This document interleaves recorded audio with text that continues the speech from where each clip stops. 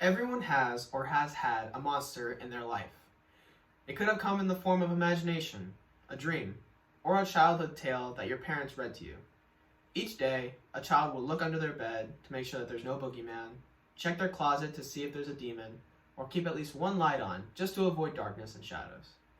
But it can also come in the form of reality. Criminals, predators, murderers, supremacy, racism, tyranny. All of these are forms of monsters too.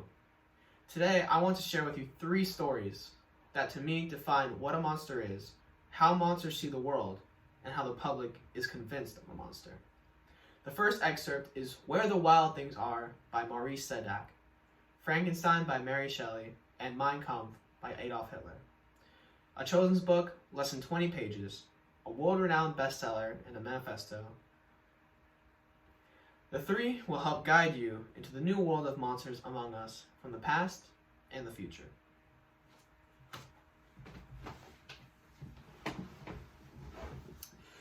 The night Max wore his wolf suit and made mischief of one kind and another, his mother called him, "Wild thing," and Max said, "I'll eat you up." So he was sent to bed without eating anything. That very night in Max's room, a forest grew and grew and grew until his ceiling hung with vines and the walls became the world around and an ocean tumbled by with a private boat for Max, and he sailed off through the night and day and in and out of weeks and almost a year to where the wild things are. I saw, with shut eyes, but acute mental vision, I saw the pale student of unhallowed arts kneeling beside the thing he had put together. I saw the hideous phantasm of a man stretched out, and then, on the working of some powerful engine, show signs of life and stir with an uneasy, half-vital motion. Frightful must it be, for supremely frightful would be the effort of any human endeavor to mock the stupendous mechanism of the creator of the world. This manuscript will doubtless afford you the greatest pleasure, but to me, who know him and who hear it from his own lips, with what interest and sympathy shall I read it in some future day? Even now, as I commence my task, his full-toned voice swells in my ears, his lustrous eyes dwell on me with all their melancholy sweetness. I see his thin hand raised in animation, while the lineaments of his face are irritated by the soul within. Strange and harrowing must be his story, frightful the storm which embraced the gallant vessel on its course and wrecked it thus.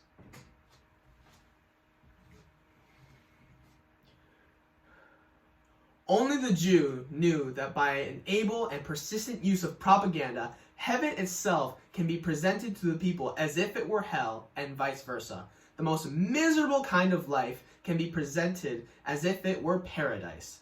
The Jew knew this and acted accordingly, but the German, or rather his government, did not have the slightest suspicion of it.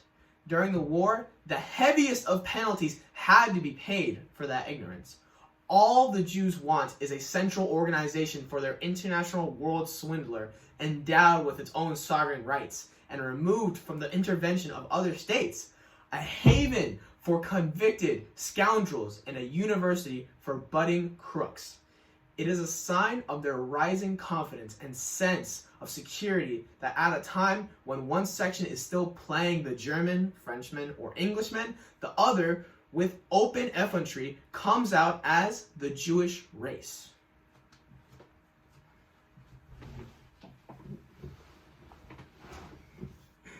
And when he came to the place where the wild things are, they roared their terrible roars, and gnashed their terrible teeth, and rolled their terrible eyes, and showed their terrible claws, till Max said, "Be still!" and tamed with the magic trick of staring into all their yellow eyes without blinking once, and they were frightened and called him the most wild thing of all, and made him the king of all wild things. "And now," cried Max, "let the wild rumpus start."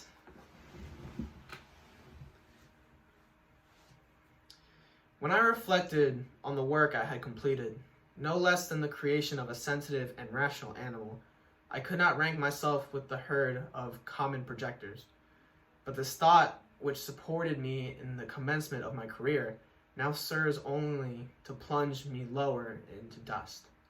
All my speculations and hopes are as nothing, and like the archangel who aspired omnipotence, I am chained in an eternal hell. My imagination was vivid, yet my powers of analysis and application were intense. By the union of these qualities, I conceived the idea and executed the creation of a man. Even now, I cannot recollect without passion my reverses while the work was incomplete. I trode heaven in my thoughts, now exulting in my powers, now burning with the idea of their effects.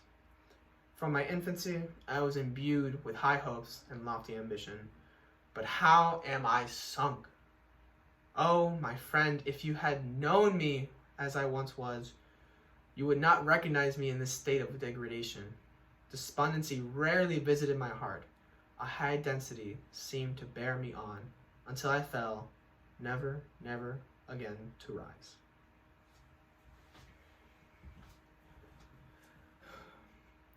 If with the help of his Marxist creed, the Jew is victorious over the other peoples of the world, his crown will be the funeral wrath of humanity, and this planet will, as it did thousands of years ago. Eternal nature inexorably avenges the infringement of her commands. Hence today, I believe that I am acting in accordance with the Almighty Creator. By defending myself against the Jew, I am fighting for the work of the Lord. The scream of the 12-inch shrapnel is more penetrating than the hiss from 1,000 Jewish newspaper vipers. Therefore, let them go on with their hissing.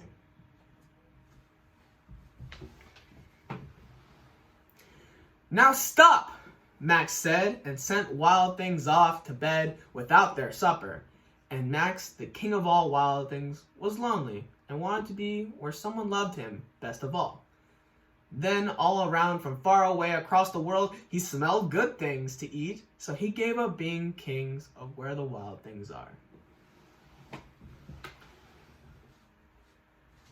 My father yielded at length to my desire to avoid society and strove by various arguments to banish my despair. Sometimes he thought that I felt deeply degradation of being obliged to answer a charge of murder, and he endowered me to prove to me the futility of pride. Alas, my father, said I, how little do you know of me?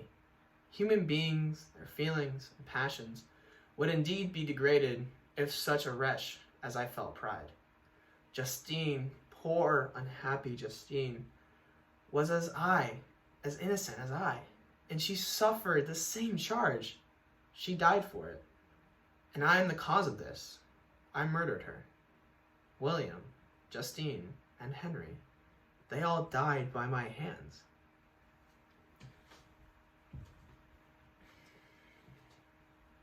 Since the Jew is not the attacked, but the attacker, not only anyone who attacks passes as his enemy, but also anyone who resists him. Here he stops at nothing, and in his vileness he becomes so gigantic that no one needs to be surprised if among our people the personification of the devil as the symbol of all evil assumes the living shape of the Jew. The ignorance of the broad masses about the inner nature of the Jew, the lack of instinct, and the narrow-mindedness of our upper classes make the people an easy victim of this Jewish campaign of lies. Slowly, fear and the Marxist weapon of Jewry descend like a nightmare on the mind and soul of decent people. They begin to tremble before the terrible enemy, and thus have become his final victim.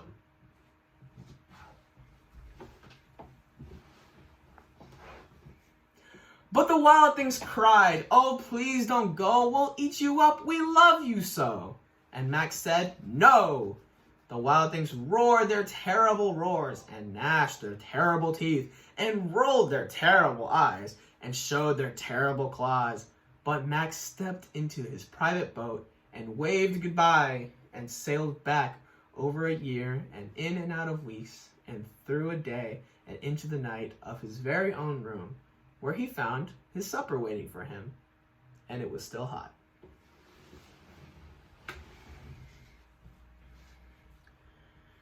If you consent, neither you nor any other human being shall ever see us again. I will go to the vast wilds of South America. My food is not that of man. I do not destroy the lamb and kid to glut my appetite. Acorns and berries afford me sufficient nourishment. My companion will be of the same nature as myself, and will be content with the same fare. We shall make our bed of dried leaves. The sun will shine on us as on man, and will ripen our food. The picture I present to you is peaceful and humane, and you must feel that yet you could deny it, and only in its wantonness of power and cruelty. Pitiless as you have been towards me, I now see compassion in your eyes. Let me seize the favorable moment and persuade you to promise what I so ardently desire.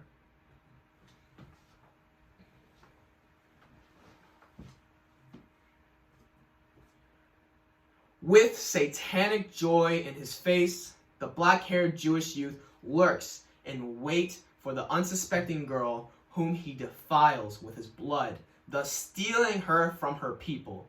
With every means, he tries to destroy the racial foundations of the people he has set out to subjugate. Just as he himself systematically ruins women and girls, he does not shrink back from pulling down the blood barriers for others, even on a large scale. A racially pure person which is conscious of their blood can never be enslaved by the Jew. In this world, he will forever be master over bastards and bastards alone. And so he tries systematically to lower the racial level by continuous poisoning of individuals. Culturally, he contaminates art, literature, the theater, and makes a mockery of natural feeling. He overthrows all concepts of beauty and sublimity, of the noble and the good, and instead drags men down into the sphere of his own base nature. The end is not only the end of the freedom of the peoples oppressed by the Jew, but also the end of this parasite upon the nations. After the death of his victim, the vampire, sooner or later, dies too.